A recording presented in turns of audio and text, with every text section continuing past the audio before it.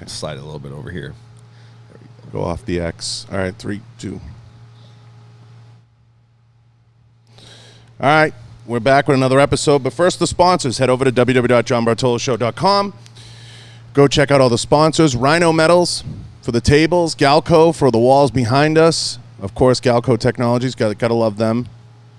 Go check out Galco Holsters. And go check out Blackwater Ammunition.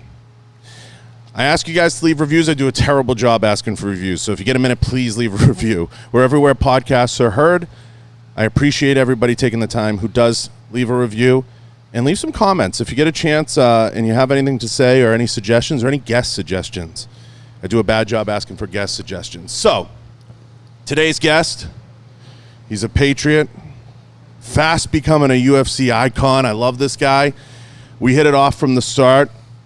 He's got a real rough edge to him. It's a fellow Paisan, I believe. Yes, sir. I was going to ask you the same thing. We got the one and only Mike Chiesa. What's going on, brother? Hey, it's good to be here, man. Good to finally get on. I've heard nothing but great reviews about you from a man, Bo Sandoval. Listen, this is amazing. Hey, listen, you are really have an interesting story. We were talking the other day. You're up in the middle of fucking nowhere training, and you come down here and you hang out, with a civilized crowd, or at least you like to think so. But when you go back up home, do you love the outdoors? Have you always loved living up there up in Oregon? I mean, is that just something that just means, you're in Washington. Does that mean, is that something that you always loved? I mean, have you had any desire to, like, make the move to Vegas permanent and be, like, one of those guys that's, like, what do they call it? Like submerges themselves in the fight game, Yeah. Well, I'm pretty submerged in the fight game already. But I grew up in the country in a small town called Otis Orchards. It's pretty much on the state line of Washington and Idaho. And I plan on buying a place here, but I've always said I couldn't imagine literally uprooting all my stuff and not having a place in Spokane, Washington. It wouldn't feel right to me. And I've been able to have the success I've had in my career balancing, my time back home and coming out here a lot. But I mean, this is a great place to make connections. The training's great. I love, I've really hit it off with Bo Sandoval over the last couple of years training with him. It's amazing. He's a guy that's like, I'll get to these points when I'm at home where I'm like, I need some time with Bo. I need to go to Las Vegas. It's not even just for training. He's just a good guy to be around. So I definitely need to balance my time between home and Las Vegas. It's just, I was coming out here once a month until, 2020 pandemic, and shit hit the fan. I can swear on here, right? 100%. Okay, just check it. But, I plan on getting back in that routine, being out here once a month. I love the culture out here. And why wouldn't you? The flights are so cheap right now. Oh, dirt cheap. It's in and out for $100. There's that allure, Mike, of like being here. Yeah. You know what I mean? And I think when, whether it's you leading up to a run or you're, really trying to take on 2 or 3 different big cards, I think there's always that draw of, like you said, I want a place down here so I can, like, submerge into this. And that's why people move their camps here or they do whatever here. So there's always that Vegas fight game draw. So whatever it is, for whatever reason, I think some people always feel that tug on them a little bit. But you love the outdoors and you love being back home and kind of in your solitude and then coming out to be a caveman and go in the ring and just fuck shit up. Yeah. So there's something to be said about that, too. I guess I struggle with what I would like because there's always the city kid in me that likes to be around people. I like to talk to people. I like to have, obviously, being on the show. Vegas is ideal. Do you ever feel like when you go home, it's like chopping the wood and you're Rocky in the barn and then you get to come out and you get to do that's what you're going for, right? Like, that's the idea. 100%. When I'm back home, it's very much, it's chopping the wood. It's chopping wood. It's caveman training. It's, like my home gym back home, we train in a garage. Literally. That's the best. And it's like, we've had, me, Juliana Pena, we came out of the garage. Sam Cecilia, Austin Arnett, Daniel Spitz, Liz Phillips. We've had a laundry list of people that have been in and out of the big promotions, and we've done it all from a very small, very rugged type of training setting. But I like coming out here and getting into that. It's almost like you feel like a science experiment. It's like for people that don't know about the UFC Performance Institute, if you watch the X-Men movies and they got like the X-Men, like the campus, that's basically what the UFC PI is. It's just and Bo's like Professor X. He is Professor X. Actually, he's more like Beast. I would say Duncan French is because he's bald. You know what I mean? Yeah, he fits the role. But I love the culture out here, and there's so much opportunity for me. Is like I'm not only am I aspiring to win a world title, but I want to be a commentator. I love calling fights. I like being a part of telling the story. And there's a lot of opportunity that comes out when I'm just here. Like when the staff behind the scenes finds out that I'm in Las Vegas, all of a sudden they're like, "Hey, we heard you're here. We need you to come over here and shoot this thing." You know what I mean? So opportunity pops up left and right anytime I'm out here. So, this is an opportunity just to be here talking to you. You know what I mean? This is good for my brand, good for my platform. It's another opportunity that came just from me being here. Have you thought about calling fights now? Yes, I commentated for LFA almost a month ago. I took Pat Militich's spot because he had that kickboxing match. Right. And actually, when they were looking for a commentator, they called the UFC and they said, "Hey, take Chiesa. We're grooming him." And I didn't know that they're actually really trying to groom me right now for that position. So I'm stoked. And you should practice. You should do, like we were talking off air about a podcast, but you should do like a fight show, like something where you just practice. And that's kind of where I was thinking too, is like anytime a big fight card gets done, I always have something to say, and it's something different, something with a certain level of intellect that you're not seeing in other headlines. So I feel like I need to get myself out there more, and it's good for reps. You know what I mean? Yeah, you'd have to do it Rogan style. Like you can't show it because of the copy. You know what I mean? You can't show it. Yeah. But you can commentate on it. Yeah. And that would kind of hone your skills. That's a thought. Yeah. I'd tune in for that. I mean, I think those are always really cool. Like I know back home, I'm a huge Patriots fan, so when Zolak would be on the radio, everybody would listen to Zolak on the radio because nobody liked to watch the CBS, like the Joe Buck, on TV. So, I mean, I think something like that is just really cool to practice, and that can be like your first push into doing a show or doing something like that. But, I mean, I think there's something there. And I think it's something good to start with, you know what I mean? Mm-hmm. Just to start, just keep it pretty meat and potatoes, you know what I mean? I don't need a lot. Just start with the basics of what I need, and then as things build up and I can get adjusted to it, maybe start thinking about having guests, getting editors, getting creative with it. But I just feel like it would be good for repetitions to have a mic in front of me and having to talk about fights and things like that. And guests become the pain in the ass because it's location dependent. Yes. There's a lot of factors that are out of your control.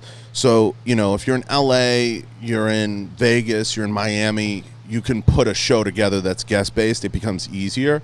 When you're like based somewhere where it's hard to get people to come out, it's easier to do like you and maybe a good number two, like a good number two to bounce stuff off of. But I started this in my fucking kitchen. That's perfect. perfect. Yeah, you could start like right in your kitchen with a little setup, and bro, you're flying. I mean, I think something like that might have huge legs for you. But coming back to you in the fight game, what was it about fighting, and why? Why that? Of all the things, because you're a smart guy. I mean, we've spent time talking. You're not a rockhead. What is it about fighting that what was the draw? That's funny because we kind of touched on that when me and Bo were here the other day. So growing up, I was not like a stellar athlete. I kind of got picked on a lot. I was kind of a little shrimp. Just a little. Come on, Italians don't get picked on. I did. It was bad. I was just a scrawny dude. It was like just a little kind of skater dude, bleached hair, braces. I had it coming. You know what I mean? But I just got to a point where I really wanted to be somebody that was polar opposite of who I was then. Like what kid didn't grow up like watching Rocky movies and idolizing it? I mean, you're a Paisan, you probably in the barn. In the barn, watching Rocky, shadowbox in the mirror and stuff. But I wasn't a fighter then, like a fighter in life. You know what I mean? I wasn't good at fighting in life, so I just got to a point where I was like, when I grow up and I can get control of my life and my destiny, essentially, like I'm going to be the person polar opposite of who I am, and that's being a fighter. Like people might think I'm crazy.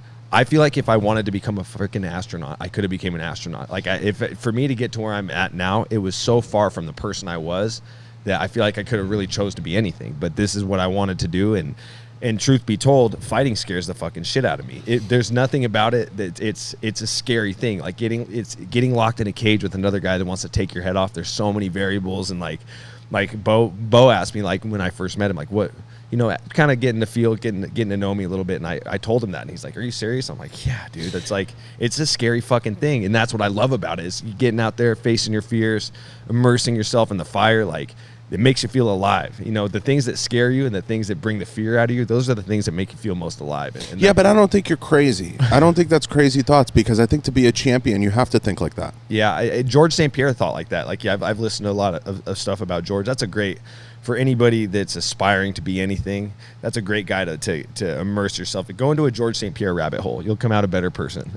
But I mean, he talks about that all the time, being scared to death of every single guy he's ever fought. You have to fear failure more than you love success. Yeah, that's very true.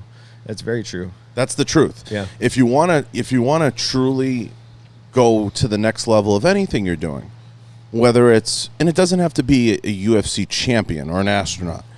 But if you want to ratchet up to the next level, you don't want to be in middle management for life. No. You have to fear failure more than you love success. 100%. You have to fear it, but it's the failure that's going to sometimes you have to have those shortcomings those are the things that build you up. Like in our sport, the crazy thing is it's not the wins that get you to the next level. It's when you have a loss. When you have a loss, that's what gets you to the next level. If you're truly immersed in the fight game and you are all in, it's when you have those hiccups, when you have a loss, that's when you really ascend to the next level. So you got to be petrified of failure. It's got to keep you up at night. It's got to haunt you, but the shitty reality is you don't level up until you have a hiccup. You have a failure, you have a loss. Even though you're scared of it and you're doing everything to keep yourself away from it, when they come, you got to welcome them with open arms and let them build you up. You know what I mean? Doesn't that scare you a ton, though, about today, how nobody wants to fail? That's true. It's like Arnold Schwarzenegger said. Like that's another guy to go into Arnold Schwarzenegger rabbit hole. That guy, he's got some great ideals when it comes to things like this. But it's scary today because nobody wants to experience failure, and that's why I think the UFC comes out a big winner in all this debacle, because sports right now is such in flux. You got the NBA playing in a bubble, the NHL can't quite figure it out and dial it in through this. You have the NFL, which God knows what that's going to look like. The UFC's done a good job staying above the fray. Dana's done a fabulous job keeping all you guys kind of moving forward and working. Dude, and that's the key. The things that he did to get us where we are today and being able to have fights, people are pretty hard on Dana about a lot of things. People are always talking about fighter pay, mistreatment, this and that, like whatever. The guy's done a phenomenal job throughout his whole career as a president of the UFC. But what he's done in the last, it's been almost 6 months, it's stellar. Like, dude, he's gone above and beyond. Like, we're the best sports leagues in the world are so far behind him in our company. And I look at it like, Mike, Dana's following the model of the WWE. If you look at the model of WWE, it's very similar to the model he's using at the UFC. And you don't have to be a rocket scientist to figure this out. It's going to take time. Like when Triple H came into the WWE, he said, we have to honor the past. We have to do this. We have to honor the old fighters. We have to put in programs for when guys retire. And I think Dana will get there. It's still a very young league. Mm-hmm. It's still only, how old's the PI? PI has been around for just over 3 years. 3 years. It was just 4. 2017. Yeah, so 2017. So you're still in the very infancy. I think some of the next programs that he puts in are programs where guys, he's got, the criteria is going to be the hard part. Where if you fought in the UFC for, say, 10 fights or 5 years, whatever the number is, you're able to have access to the PI. You're able to use the PI for rehabilitation or for things, and maybe potentially have access to some type of medical program long term, depending on how long you're in. Just like anything else, it can't be you have unlimited this and unlimited that if you fought one fight. It has to be a criteria, and you don't get that in the NFL. Hello, you don't get that in Major League Baseball. It's 5 years. It takes 4 years to get out of a rookie contract in the NFL. So I agree, and for me, I find some comfort knowing I've been in the company for 8 years. I've had, if you include my Ultimate Fighter fights, I think I've had like 18 fights within the company. You know what I mean? So I definitely agree. I think that if you're a guy whether you're forced to hang up the gloves or you choose to hang up the gloves, I think if you're a guy that retires from the sport and chooses to retire while in the UFC, not go fight elsewhere, and that's hard to do. You get a lot of these guys, they retire and the Bellator's throwing a big number in their face that you can't. Of course, one. So I think that if you're a guy that's like you retire from the UFC and you stick to it, I think you should still have access to the PI. You know what I mean? Like I think you should still be able to go get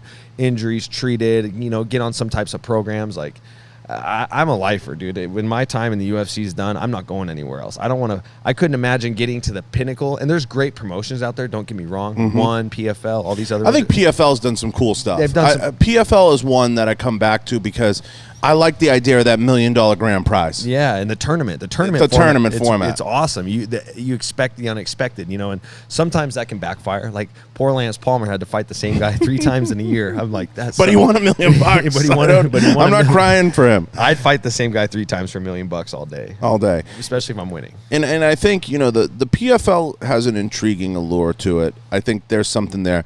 I selfishly, when COVID hit, I said this to a bunch of the guys on, I wanted to see some type of tournament, and we'll never have it. I'm going to throw it at you, though. I wanted to see a bracket that was like, and this is like more for content. Maybe it doesn't affect your UFC record. This is where it gets dicey, right? But I wanted to see a bracket that was like the 4 best judo guys, the 4 best or 5 best jiu-jitsu guys, the 4 or 5 best, you know, wrestlers, and the 4 or 5 best Muay Thai. Yeah. And have a tournament format. 16-man bracket. The hard part, like Vinny and I went deep dive into it. Yeah. Vinny Maga, hey, listen, the hard part is, how do you work the rest out?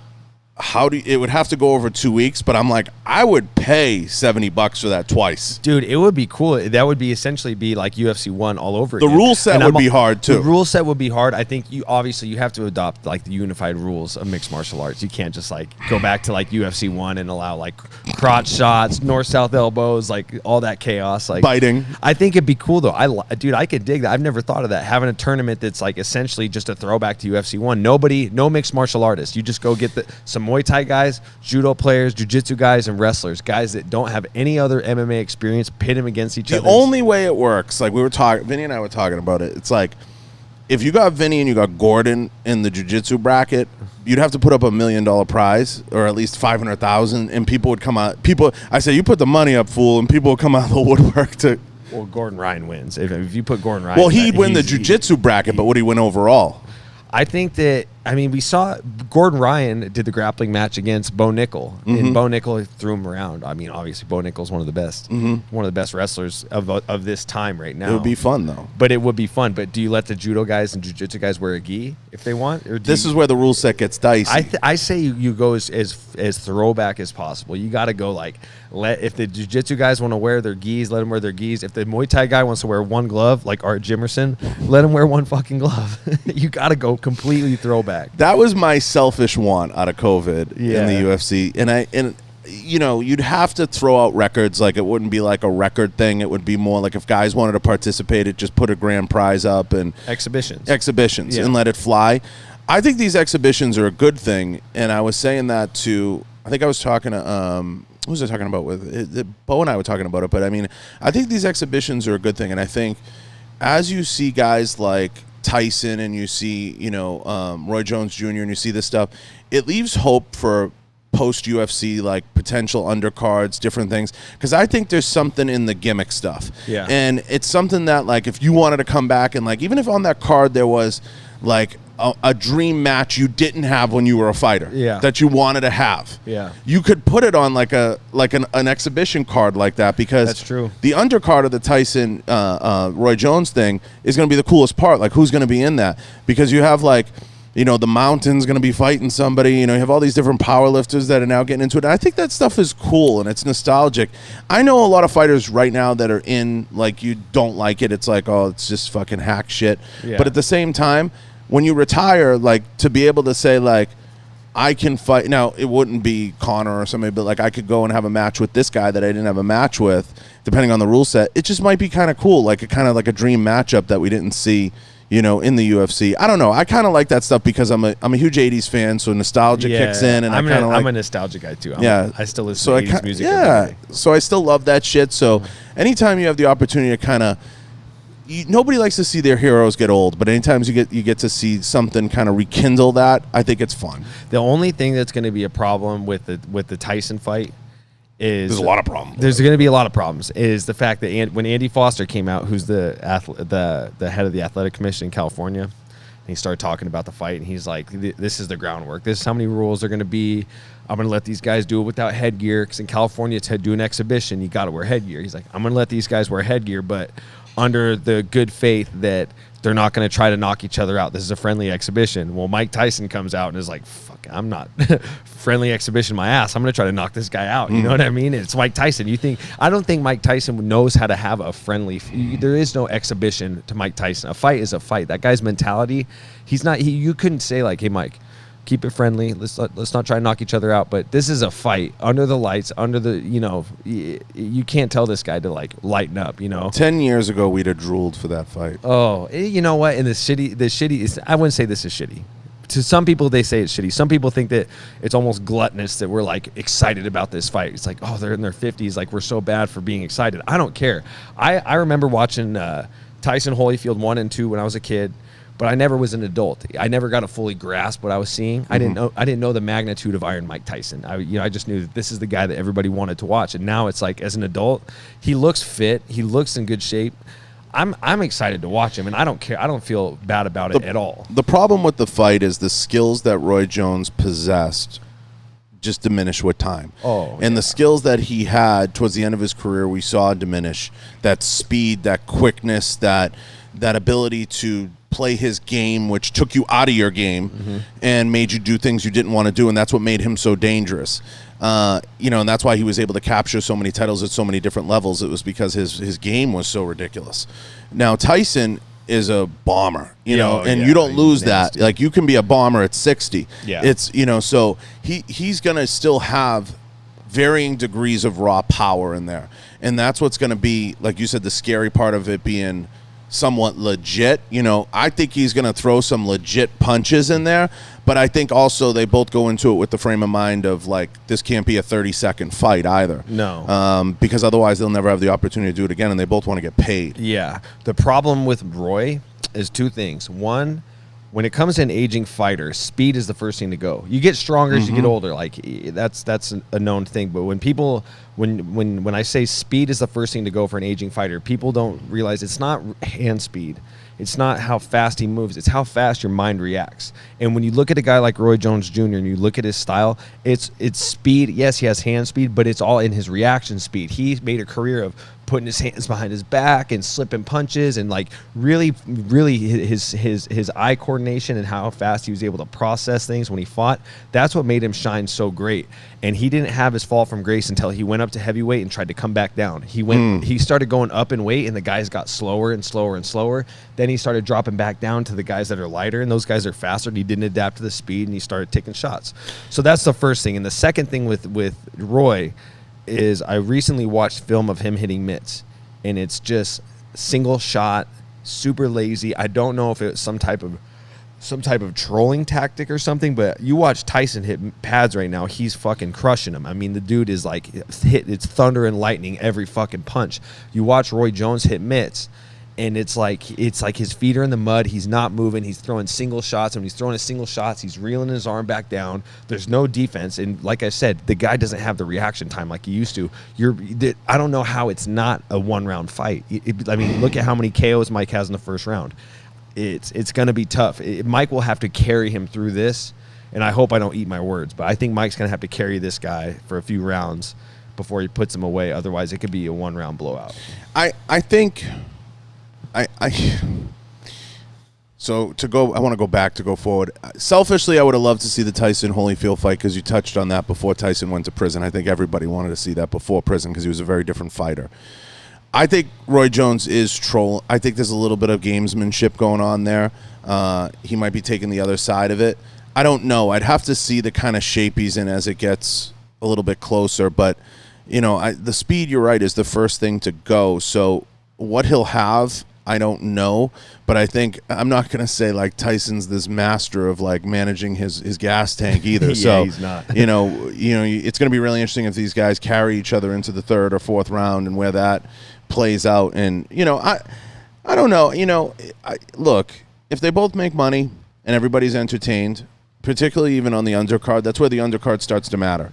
And everybody feels like they got entertainment out of it. Everybody's going to be happy. Yeah, they got Nate Robinson, the basketball That's player. What I'm saying. Who's he fighting? He's fighting Nate Robinson's fighting. I think it's a social media guy. Like one of the Pauls. One of the Pauls or something. Here's another question: is there going to be drug testing? No, because it's an exhibition. That you're telling me? Come on, stop it. I know. That's a hard no. I would hope so. I mean, these guys need to get on a little something. Yeah, that's a hard no. They're in their 50s. You need a little test to get you through this. That's a hard no. Yeah. There's no chance. I mean, you don't want to see guys too gassed out in it, because then it looks cartoonish, but Yeah. I think that you're gonna see like Tyson look like Terry Tate or something. But I think that it's gonna be a fun thing, and if the undercard entertains and they don't disappoint, and if they go 3 to 5 rounds, because they're letting them go 5, right? Is it 5? You know what they need to do? They need to do co-main event. They need to do the long-awaited fight we never saw, the Tito Ortiz-Dana White fight. Remember how That's what I'm saying. Remember how that was a real thing for a while? But Like they did the bad blood show, like Dana White versus Tito Ortiz, like they were supposed to box. But that's the beauty of this, right? Like you can see a lot of weird stuff play out, and a lot of different stuff. And especially, with you, the reason it's fun to bring up is because you're in a loaded division. There could be so many iconic matchups that could become iconic matchups. And one of the things, I guess, I don't want to say I don't like about the UFC, because there's not a lot I don't like about the UFC. Yeah. It's just more because of the nature of your careers and how you guys fight, you don't get those trilogies that you get in boxing. They're very rare. Mm-hmm. So when you get like a Stipe DC matchup, or you get a second or third try, you don't see a lot of guys get second or third tries. And I think that makes it fun. Like those trilogies make it fun. What's going to define your career is going to be like something that's going to be that 2 or 3 fights, whether it's defending a title, whether it's going for a title, whether it's taking a crack at a top contender spot, that people are going to look back and they're going to be like, wow, like this is fucking crazy, like waiting to see the outcome. And historically we always remember the fighters that had those epic trilogies. Oh dude, Frankie Edgar versus Gray Maynard, Randy Couture versus Chuck. Now we got DC versus Stipe. And I've thought about, I love trilogies. I love it. I think they're for me, I'm such a fan of the sport. I'm a fan first. I'm a fighter second. I've always been a fan first, because before I was a fighter, I was fucking hounding the forums on Sheer Dog and just following the sport as much as I could. But I always think about myself, like, who would be my trilogy if I was to have one? I know there's 2 guys that I could potentially have a trilogy with. And of course, it's 2 guys that have beat me. I've always thought me and Kevin Lee will rematch someday. And we've been in the training room every day this week, because he's going through his knee surgery. I'm recovering from my surgery.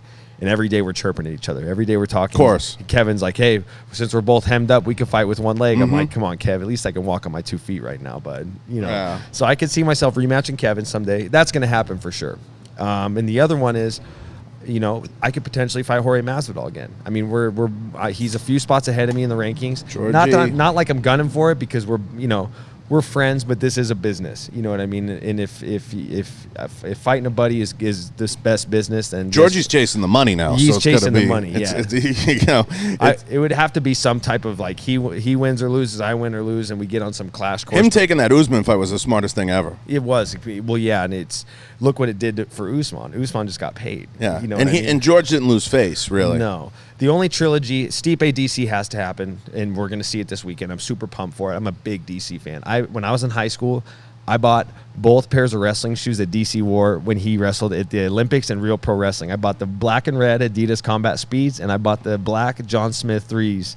And I just got another pair of the John Smith 3s because I lost mine. And I would say, I'm going to say, going on a limb and say DC has surpassed Randy as being like one of the more beloved guys that maybe never got the respect, because I don't think Randy got the respect necessarily that he deserved when he was in, because of how late he won a championship and just the nature of his winning. I think what he did was so epic, and at a time when that division was loaded. Oh yeah. I think DC is just very beloved, and I don't.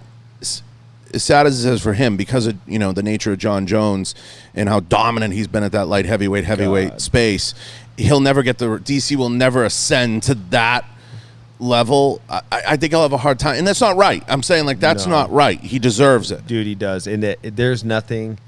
I just pray that DC wins this weekend, and it'd be huge for him. If he wins, which I really believe he's going to, they could throw some big money at him for another John Jones fight. Because let's be honest, John won fair and square. The question is whether or not John would take it. If I was John, I probably wouldn't. It's like, what? I'd pass. And let's remember the second fight, DC was having a good fight until he got caught, and then John popped for steroids. So it's like, well, there's an asterisk next to that win. Is it a no contest? I don't even know if it's. I don't know if they overturned it or not. But it's like, there's a big problem with that. But I think John's just so good at managing distance, and he's good at keeping people away. It's going to take a special fighter to beat him. I think we all thought Thiago Santos was going to be the guy. Yeah. And just I mean, he's just so good.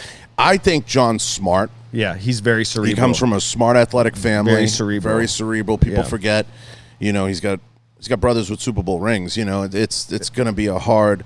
I think he walks away at the right time. I'm not trying to take a shot at John Jones here. So the skill is there. I've trained with Coach Mike Valley, who spent a lot of time at Jackson's back in the day, and he's told me about how diligent John is with his training. If John gets hit with the left hook, he'll train left hook defense for 3 hours straight. 3 hours. He's a nut. But the one thing with John is, what if you took away the 85-inch reach? What if you made him an average size light heavyweight? How do you think he would do? Because you look at how can he manage distance so well? But you can't. Because he's got an 85-inch reach. He could stick his hand out and you can't touch him. I would like to see Anthony Smith get another crack at him. I think Anthony Smith, I had a great conversation with him this last weekend, and he just, and a lot of people don't know this because Anthony's so fucking tough. His neck was seized up the day he woke up on the fight, and they had to get him right with some stuff, and he just had his feet in the mud the whole fight. Anthony's very intelligent. I'd like to see him get another crack at John, but I mean, John's in such a good position. It's like he's fought everybody, so there's nobody left for him to fight unless he wants to run it back. And to be quite frank, if I was to beat somebody, I wouldn't be super eager to rematch him. It's like I already got the win. If there's no controversy, then it's like whatever. You know what I mean? I think John has earned the spot to choose his own destiny. Yeah. Whether or not he screws that up by making the wrong choice, which he's notorious for. Yeah, whether or not he screws that up is another story. So, but his division, there's some holes. Yeah. You get outside the top 2 or 3, there's some holes. So he has room to maneuver a little bit for a little bit of time. Your division, there's nowhere to hide. There's fucking nowhere to hide. There's Russians with you can't even pronounce their name, and they're not even in the rankings, and they're fucking tough. They could be guys in the top 10, top 15. I've never, even before Covington and Usman, even before the whole thing with George's Masvidal's ascend, that division is just loaded. It's stacked. It always has been stacked. It's just loaded. It's just a popular division to be in. And how do you? I've asked other fighters, how do you see it playing out? Well, we got Woodley Covington coming up if that sticks, which that fight has been made so many times. You got Leon Edwards hanging in the fringes, and it's like he's a guy that some people don't even know who he is.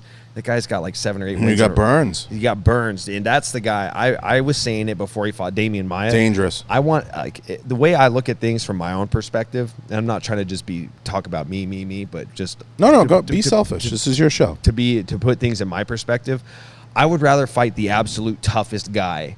I'm like a win big, lose big type guy. Then I'd rather make waves if I win, and if I lose, it's like, well, you fought the best guy. So it's like there's really nothing to take away than it would be to you fight these guys nobody's ever heard of, and even though they're ranked and they're really tough, it's like you beat them, nobody cares. You lose, everyone's like, wow, you suck. So it's like I'm always shooting for the top. And before Burns beat Maia, I was saying that's the guy I want next because that's the best guy. And he proved that in the Maia fight. He proved that in the Woodley fight. I mean, he basically just whooped Woodley from bell to bell, in a way worse than Usman. So you're gonna see Burns, Usman. You're gonna see Woodley, Covington. I want a shot at your boy Covington. Just gonna throw that out there. I want a shot at Covington. I like that matchup a lot. I think if Colby beats that should stick. If the Colby Woodley thing sticks, I think, no disrespect to Woodley, I think he's kind of coming to the end of the line. And let's say Colby wins it. I think Colby deserves another shot. Yeah. I think so. The way I see fighting, and I could be wrong, and everybody can chastise me, I see fighting as if you go to a decision and it's a split decision and you fought up, in my opinion, you might have lost the decision, but you didn't really hurt yourself. No, your stock still went up. Your stock still went up. Yeah. You've put enough doubt into people's head that you can inflict damage. You deserve to be there, right? Yeah. Now, you get knocked the fuck out. There's nothing. There's no. That's going to always hurt your stock. Now, you buried yourself. I think Colby, because of the nature of the fight with Usman, he controlled that whole fight until the last minute and a half. Yeah. And he made a few cocky mistakes that cost him. Yeah. And I think everybody knows that looked at it. So whether or not he gets another shot, if he comes out of the Woodley thing smelling like roses and gets the shot, Burns might be the funky one because he's at the 1 seat. Yeah. Whether or not he gets the shot, I think Usman might run from Burns a little bit. Yeah. And I wouldn't blame him. Yeah. You let him fight another fight. Let him fight a tune-up. And I'm just speculating, again, to everybody in the division. The division's loaded. You're all fucking awesome. I mean, you don't need me to tell you that.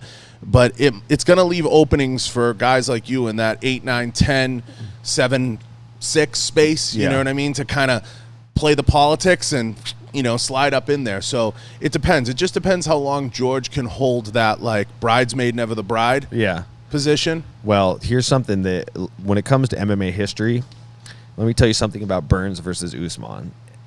The nature of the sport has always told, when two guys have trained together and they get to a point where, aside from AK, remember when AK had John Fitch and Koscheck and they were just like, we're not fighting each other, we're going to maintain the top 3. I think there's a reason why Burns is clamoring for this fight with Usman. I think there's been some training sessions and some things that have gone on in the training room at Stanford MMA. They have given Burns, I mean, he's rolling, he's winning. I think there's not only is it like, those guys understand this is a sport, we're teammates, but we are where we are, we're going to have to fight. But I truly believe that there's been some things that have gone on in that training room that have given Burns the extra incentive to be like, fuck that, fuck yeah, I'll fight my teammate. You know what I mean? Right. There's a reason why, you could have split the guys up and they could have still trained there and everybody would be very neutral. You know what I mean? But do you think that there's a reason why? Maybe that's why Usman went to Denver to train with Trevor Whitman, to train with Justin Gaethje, and go train with those guys, because maybe there was a striking deficit. Maybe he felt that there's some holes that Burns exploited, things like that. It's the same reason why. Why do you think GSP came out of retirement to fight Bisping?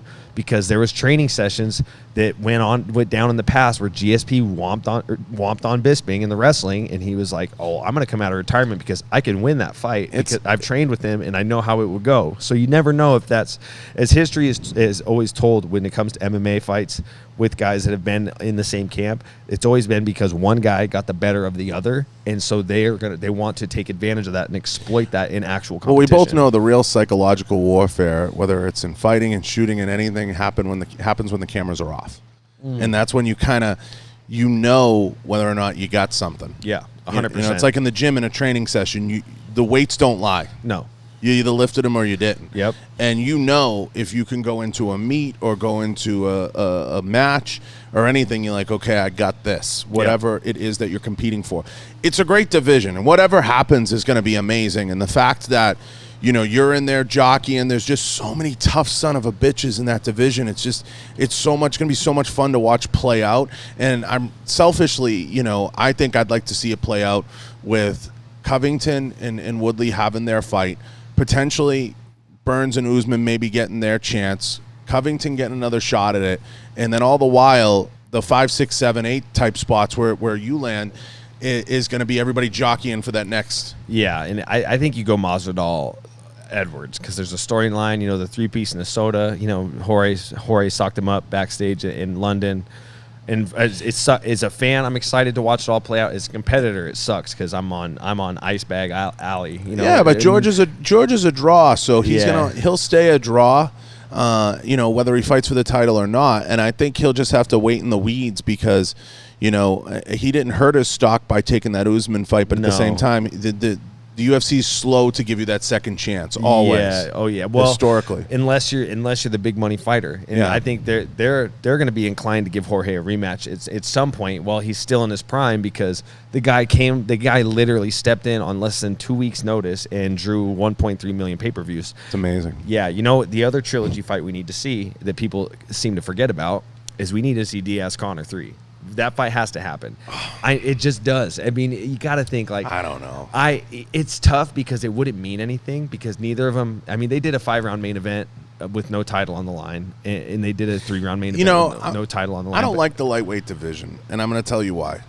I feel like nobody ever fights for the belt in that division. It's been so, like, once a year you get, like, a belt match, or you don't feel like there's enough, like, weight in the matches. Yeah. You know, I mean, we saw Conor come back, and I think it's like a 3-fight deal he's got to do. Something like that. Something like that. We don't know. He's on a Conor McGregor deal. That guy's he's earned the right to kind of, he can call his own shots. I think he wants nothing but to fight for the belt, and I think he's just waiting for his shot. He's not going to get it. You think Khabib's very adamant about not giving him that title fight. And honestly, with what you just said, with lightweight kind of being stagnant in that sense, that also played a part in why I went up to welterweight. Because in lightweight, I was like, A, I'm killing myself to make this weight class, and B, I'm like, I'm looking at the landscape of the division. When Pettis had the title, he fought once in a blue moon. And now with Khabib, he fights once a year. It's always at a logjam. You know what I mean? And I can't handle that as a competitor because I'm not here to just fight and get a paycheck. No, welterweight's a fighting division. It's a fighter's division. Fighting division. Yes, and it's going to get moving. You got guys like Jeff. There's guys nobody knows about. Jeff Neal. He's fucking 5-0. He's on a 5-fight win streak. He's tough as shit. You got Santiago Ponzinibbio. He's on a 7-fight win streak, and he's just been out with injuries. You got guys that are just outside of the top 10 that are absolute killers, and it's like it's a very interchanging division. And it's enough size that it's exciting. It is, dude. There's so much talent there. That Kazmat guy, the Wolf, the guy that fought 2 fights in 10 days. He's outside the top 15. They're going to give him the push. They love these crazy freaking, these Dagestan, Chechenian guys. What do you think about guys, though, that fight like that, like are continuously going up and fighting? I don't see the strategy in that. Like, I know through this COVID thing, they were kind of doing a, like, any way you can take it. Like we saw Tim Elliott fight a lot of fights. We saw a lot of guys go up a lot. Yeah. I just, to me, like, there's no strategy in that. No, and like Dana White loves a guy that he loves any fighter that'll jump in there at the drop of a hat to fight, and that's great. When I was younger, I always made sure to fight 3 times a year. But as I've gotten older and looking at gotta play the politics. I want to play. It's not even so much I want to play the politics. It's more like I'm all about quality over quantity. I'd rather have one quality fight that's really going to shoot me up the rankings than to have just 3 quantity fights. You know what I mean? Just like fighting whoever I can get, so I'm all about quality over quantity. And when I think about like the end game, the more you fight, the more your age and your damage you take, you have to quantify those to really come up with your age. Like there's some guys that are my age that are 32 that are way aged beyond 32 because they've taken too much damage. They've taken too many fights. You know what I mean? I want to have a longer career. I want to fight to 36, 37. And I haven't taken too much damage, so I'm really trying to extend the longevity of my career by fighting quality fights, 1 or 2 fights a year over quantity, like just hammering them out. Yeah, I mean, you've earned the right to do that, right? Yeah. It's like anything else, Mike. It's like you reach a point in your career of whatever it is you're doing, that you earn the right to start to pick your own destiny a little bit. That's an earned, not given thing. So when people try to position themselves as like, I'm going to keep just going up, I'm going to keep just fighting. If you've fought 10, 15, 20 fights in the UFC, you've established yourself, you got to pick your spots at some point. Yeah. You got to start to pick your spots. I think it's so dangerous to be like just constantly going up. Now, that's not to say you can't be a fighting champion, or you can't be, I don't think anyone will argue, John Jones essentially is a fighting champion. He'll fight. He's going to pick his spots, but he's going to fight. Yeah. Style bender. And he had to make up for lost time, John. Yeah. He had to come back and make up for lost time. Style bender, little similar. He'll go up once, maybe twice a year. You'll see him fight. Yeah. Your division. In the lightweight, you just don't see it as much. No. Khabib's been a little more standoffish, and I would like to see them pressed a little bit more to fight, because you don't see it in boxing as much. You don't have that ability to duck and hide. Yeah. And kind of lay low. But I get it. You got to be strategic, and I don't look at it as necessarily playing the politics. It's just being smart with your career. Yeah, and that for me, I'm all about preparation. Like you for being such a kind of a grizzled, kind of like a flat, people don't realize I'm a lot more intelligent when it comes to how I handle my career than what meets the eye. But when it comes to my training camps, I demand 12 weeks notice, And it's not because I'm always in the gym training, but I need 12 weeks notice because I've been with the same head coach my whole career, 12 years. I've been with Rick Little. I wouldn't be where I am without him. And we spend 12 weeks breaking guys down and really cementing these game plans that it's almost a fail safe. You know what I mean? Like, it never, in X amount of fights, I've only got a small amount of losses. So it's like, for me, I'm not a guy that's like, I'm just training all the time, I'm in shape, I'll fight. It's like, no. I'm all about preparation. I won't do anything in life that's important unless I've adequately prepared. I don't fly by the seat of my pants with anything that plays a significant role in my life and my career. I'm all about preparation. I'm all about being prepared, crossing my T's, dotting my I's, I think we all get why George did what he did, taking that short notice fight. I think he saw a hole and an ability to cash in, and he did a good job with showing face and doing it the right way. Yeah. But I'm like you, if it's not on my schedule, it will not compute with me. No. I have to have it kind of lined out. And some people, that's just how their brains work. It's not a personal thing. It's just like, my brain works this way. Yeah.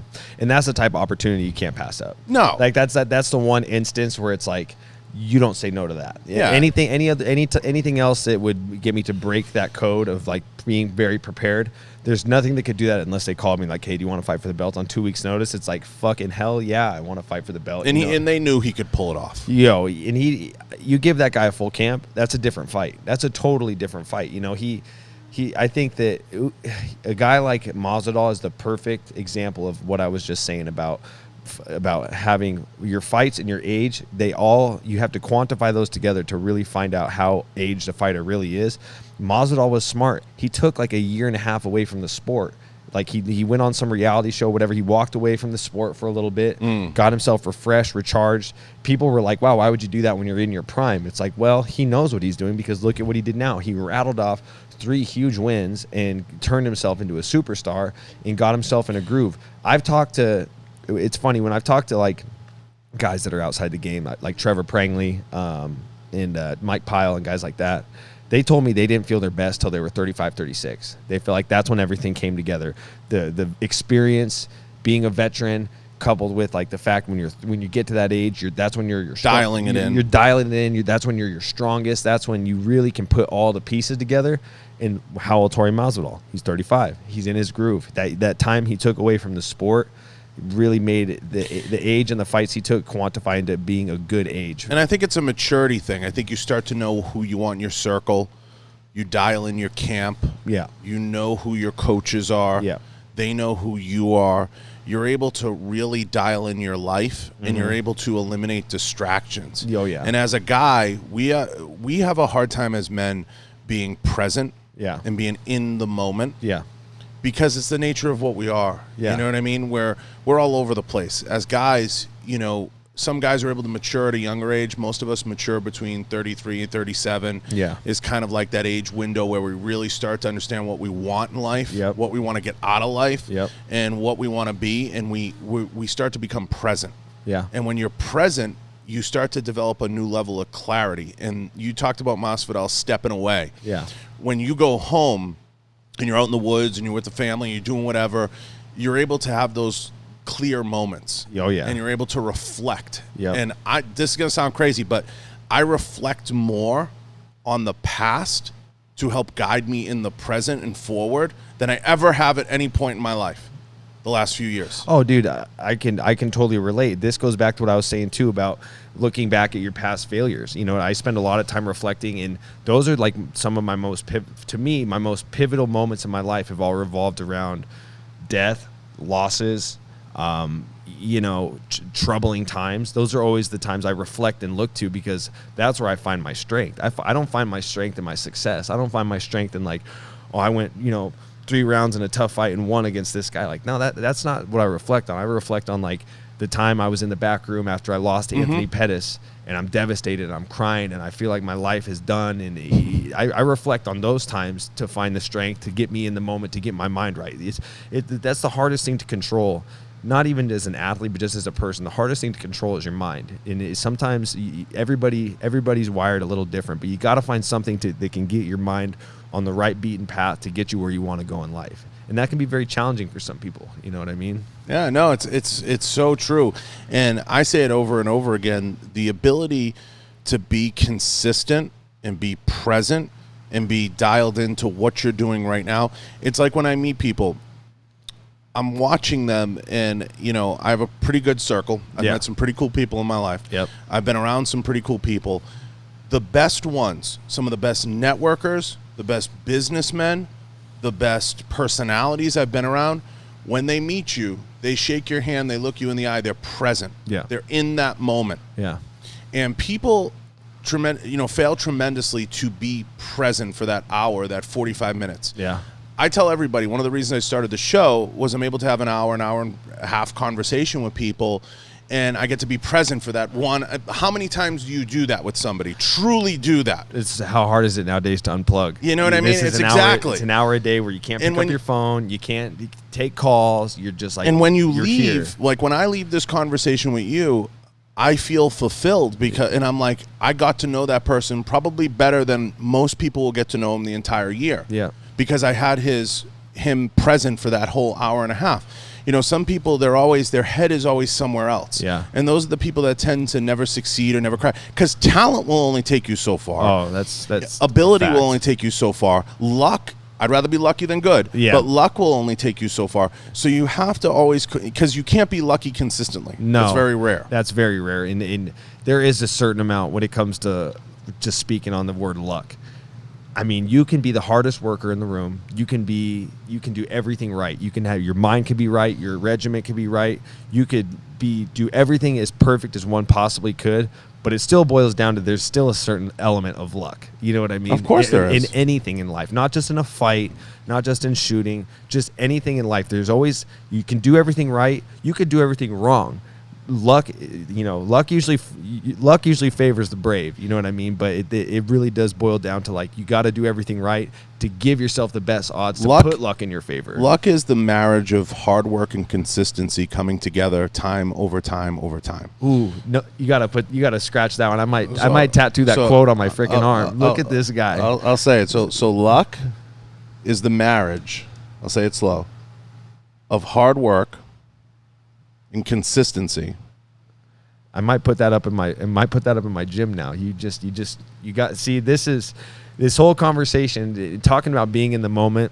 As time passes and I gain a few more gray hairs and I get a few more wrinkles on my face and stuff, there's certain things about this moment that I'll forget little by little by little. But just that quote alone, and I'm not exaggerating. I'm not just talking out my ass.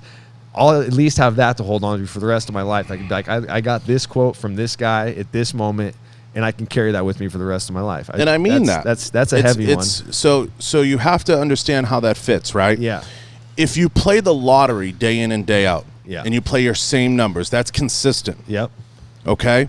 It's hard work to do that day in and day out, no matter what. Snow, rain, sleet, you're going and you're playing your ticket. Yep. So when it comes together, that's where luck kind of intersects. 100%. So if you get your opportunities, right, and you're consistently working hard, you're consistently developing yourself, you're doing everything right, sooner or later luck will catch up. Yep. And I think it's just some guys just, never put together that perfect package. Nope. Where that can come together. Yep. So you have to work at it, and you have to continuously develop your brain, your body, everything to speak to those ends. Yeah. And it's not easy because we put, especially as men, yeah, we put a lot of distractions around us all the time that spoil that, right? Exactly. So we're constantly spoiling our luck, our chances at luck, because we're men. Like, whether it's women, whether it's booze, whether it's food, whether it's all the different things. Yeah, we're constantly putting distractions in our life because we're idiots. It's so true. I'm my own worst enemy. I tell my fiance that all. There's no opponent I could potentially face in the octagon, in life, or anybody. There's no opponent that's worse, or that the worst opponent is me. I am my 100%. Own worst enemy of 100%. The food, the booze. And that's why the mental conditioning comes, so critical. That doesn't mean, to everybody listening, that doesn't mean don't go out and have a drink. That doesn't mean don't go out and let your hair down. There's something to be said about that. Yeah. Like Ronnie Coleman. I watched the thing on Ronnie, right? Love Ronnie. Love Ronnie. Love him. So you watch that special, and Kevin Levrone talks about him having a few drinks with him the night before he won his first big show. Yeah. And Kevin makes a great point. He goes, he was pressing so hard that he just had a couple drinks and it just let his body relax. Yeah, for sure. So there are times where you're pressing too hard, and sometimes you just have to relax. And that's, you know, a little bit of understanding where you are. So it's not always just about pressing, to everybody listening. It's about having that perfect combination of being consistent, setting the groundwork, having your mind right, having your personal life right, having all those things dialed in to the point where you're able to capture that moment when that moment is given to you. Dude, that's why I'm so fascinated by bodybuilders. Like, my fiance thinks I'm nuts because I'll sit, you know, I'll dive in these rabbit holes all the time about the Ronnie Colemans, the Jay Cutlers, all these guys. I'm fascinated by bodybuilders because to the untrained eye or the untrained mind, you just, it's like, that's just a buff guy. It's the most selfish sport. It's a buff guy in a bikini. I'm like, no, these guys are the most hard, diligent workers. They have to eat their food at exact time every day. They have to fucking, could you imagine having to do 2 hours of bench to blow your pecs up? Like, just the amount of work that these guys put in. Like, look, is MMA, do I believe that's the hardest sport? Yes, because you have to do so many different things. You're getting your brain damaged, your body damaged. You got to lift weights, you got to do conditioning, you got to spar, you got to do this, that, whatever. But bodybuilders, they are their work ethic is unparalleled. It's insane. Well, it's people insanity. get drawn to bodybuilding because it's so selfish, right? It's a very selfish sport. You have to be in a very dark place, not dark, but you have to be in a selfish place for a very long time. And that's why the people that don't succeed at bodybuilding have a hard time, you know, going forward in life. It's very hard for them because you dedicate so much time, so much energy over time to develop yourself, and some people have it and some people don't. You know, I've had these conversations long with guys like Jay Cutler and people, you know, he would say it. He'd be like, people call me with their problems, I hang the phone up. I can't, you know, you have to be incredibly selfish, and that's why it's a hard sport to be around those people, because of the selfishness involved, the meals, everything, and you have to have a discipline that goes far beyond. I think the hardest sport's baseball, but that's a different reason for that, because of the mental and everything involved in it. Fighting, you know, is hard because of what you go through before you get to the UFC. Yeah. So people don't realize, whether it's being a black belt, whether it's being a purple belt, whether it's training mitts, whether it's learning striking, whether it's learning Muay Thai, by the time you get to the UFC, or you get to that level where you are, you've laid the groundwork. You've done so much. Now it's just tuning in those little things in these camps and dialing in the mindset, and that's where it gets a little tricky. But for the most part, you know, bodybuilding is hard because they only crown really one true champion in the Olympia and in the Arnold Classic, and that's a very elite club. Oh, dude! And when it comes to Jay Cutler, he's a guy that inspired me to like start working out late at night. Like when I first got in the UFC, and that's kind of when social media started taking off, and I started getting in these YouTube rabbit holes on these bodybuilders, and I started watching all this stuff on Jay Cutler. And he's like, it makes me feel good when I go to the gym at 2 a.m. because nobody's there, and I know that all the guys I'm potentially going up against, they're all sleeping. He's like, it makes me feel good when I'm in the gym working late at night or in the wee hours of the morning, like doing the extra stuff when nobody's doing anything. Like that's something that I took away. That's like the biggest takeaway that I got from like bodybuilders, is like doing the extra stuff when nobody's doing anything at all. And even if it doesn't gain you anything, physically, it's the mental aspect. Like mentally, if you're like, I'm doing the extra stuff, it's 2 a.m. and I'm in here slinging weights, like that gives you confidence. That gives you like a good sense of fulfillment.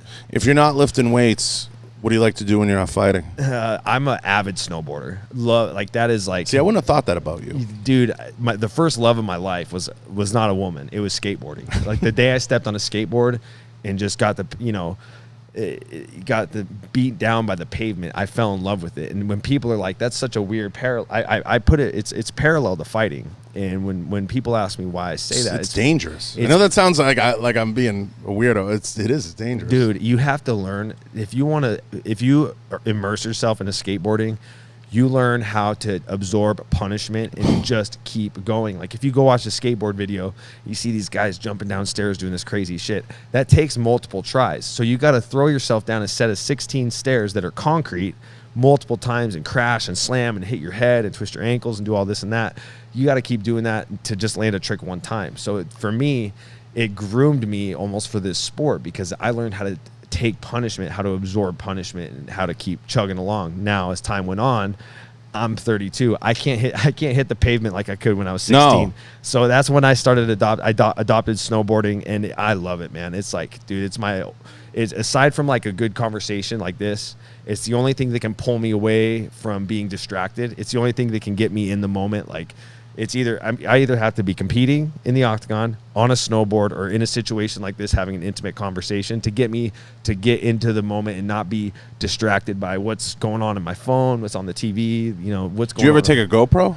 All the time. I got some sick footage, dude. Why don't you ever post it? I have, well, because the UFC they're not very fond of one.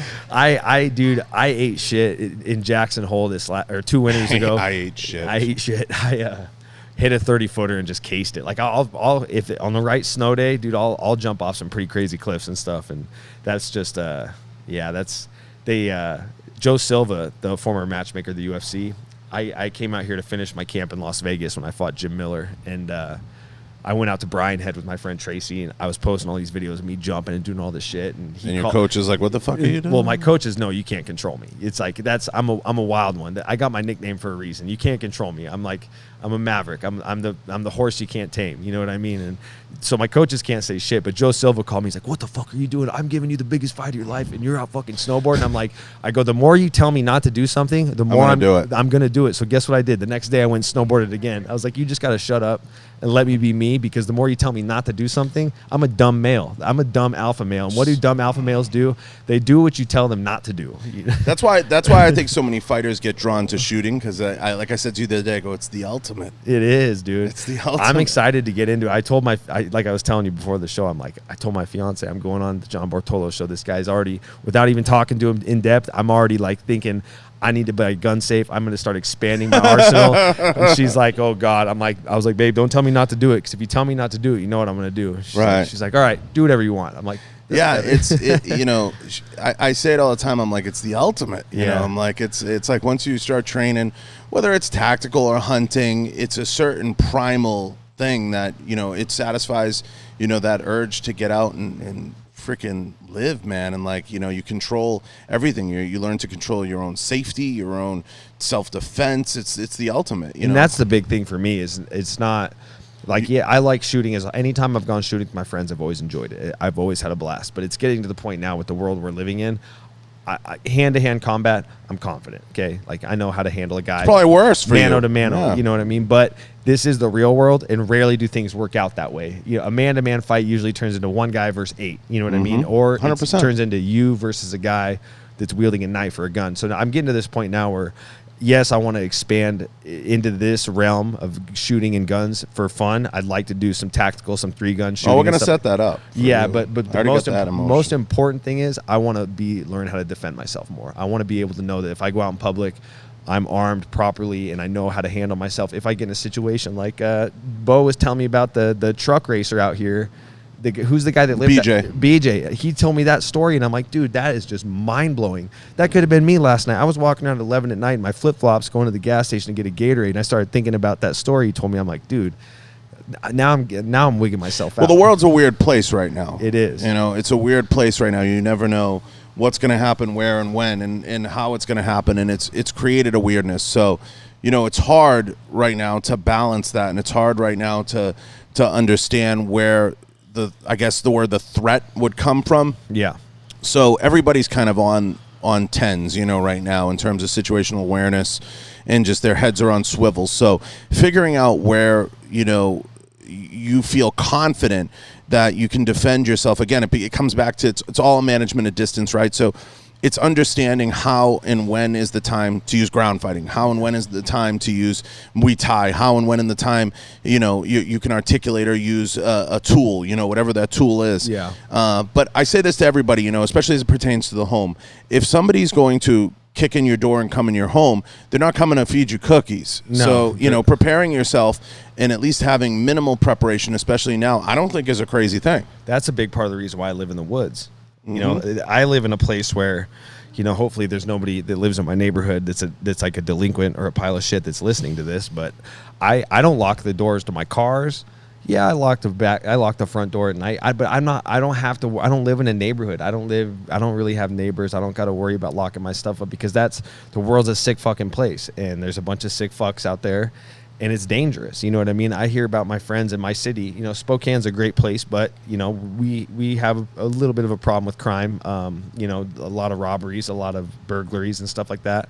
I don't have to worry about that where I live. But guess what? If that did happen to me, you're in deep shit. You know what I mean? Like I'm in a place where I can, low response time. So I got to handle my own business. You know what I mean? So especially as time goes on and the world, the trajectory it's on, it's going to get worse. Well, it's going to get worse. It's going to get worse before it gets better. It's going to get worse. Yeah. Because you got crazy on one side and it's going to get worse. Yeah. That's a whole nother conversation for another time. Yep. But, you know, for the most part, I think, you know, you're doing the right thing. And I think, you know, the reason a lot of fighters get drawn to this is you have a self-defense mindset, and that starts from the onset of your training, and that's at the base of your training. Yep. You want to inherently defend yourself. You want to take care of your body. You want to protect those around you. You go in the ring and beat the crap out of each other, you know, to get paid. Yeah. And protection is something that you don't leave the ring and turn that off all the time. No. You're always aware. That hamster's always on the wheel. The hamster's always on the wheel. Yeah. So, you know, hey, listen, this is amazing. I could go on for hours with you. Dude. You gotta. We only got through like one chapter of this whole thing. I know. It's been an hour and 10 already. Jesus. Believe it or not. Time flies. Time flies when you're in the moment, right? And we're in the moment. Yes, sir. So, listen. Let everybody know where they can find you, how they can reach you. We're going to have to do this again. Yeah. You know, particularly after you do a fight. We're going to have to do this again. Yeah, I'd love to. And recap. But and then I can come back by the time I have a fight and come back. By then I'll have a few guns, and then we can really dive into a little more knowledge with that stuff. But for everybody listening, you can find me on all social media platforms at MikeMav22, MikeMAB22. Be on the lookout for a podcast. Be on the lookout for a fight. And thanks for anybody that tuned in. And thank you for giving me the opportunity to sit down and chat with you. Bro, it's amazing. This has been great. It's awesome. Yes, and listen, sir. I'm excited for what you're going to do and the things that you're going to do, especially in that division, because I think you're a tough son of a bitch. I've seen you fight.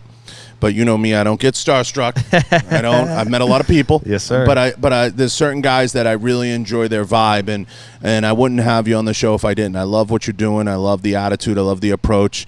You know, it's just, you know, it's rare that you find a lot of guys out there that are guys, and I think a lot of people can benefit from getting punched in the face, and you're one of those guys that's not afraid to get punched in the face, and that's important. Yes, and sir. I think in today's society, you know, everybody could benefit from getting smacked around a little bit. Yeah, that's true. There's a few people that need it. There's a few people that need it, and Yes, I think it's refreshing to talk to guys that have the mindset that you have, especially the what you want to do. And that's what one of the first things I said, what's the goal? Yeah. Well, if you remember, one of the first things I said to you, what's the goal? And you're like, fight for a world title, Yeah. you know? Win a world title. Yeah. Fight for a title and bring it home. And bring it home. And, you know, it wasn't, what do you mean? That was the immediate answer. And I was like, I like this fucking guy. It's a there you knee-jerk go. reaction. Yeah, it's perfect. So I appreciate you, and I appreciate you taking the time. If somebody wants to reach out to you about, like, whether it's sliding in the DM or training or anything, is that like normal for you? Yeah, absolutely. Slide in the DMs. I'm always, especially when I'm on the road, I'm always scouring through my social media and responding to the fans and stuff. So there you have it. Don't be shy. He's willing to listen. Just for the ladies out there, know I'm a taken man. Taken man. Don't slide in appropriately. Slide in appropriately. Slide in appropriately. So I appreciate Mike. I appreciate everyone for listening. I appreciate you guys for leaving reviews if you take the time. I want to thank everybody at Galco for Galco holsters. I want to thank everybody at Rhino Metals for the tables. I want to thank everyone at Gallo Technologies for the walls. And, of course, Blackwater Ammunition and Riton Optics. I appreciate all those brands and all those companies. Head over to www.johnbartoloshow.com and check out all the different sponsors. I appreciate you guys listening, and I appreciate everybody who took the time. I can't thank you guys enough. I can't thank Mike enough. I'll put his links down below. Go check out everything he's up to. And stay tuned for a fight. You know, when do you think you'll get back in the ring? Hopefully December, but like I said, I'm healing from that surgery I had a month ago. Take your time. Take my time. No worries. Yes, sir. All right.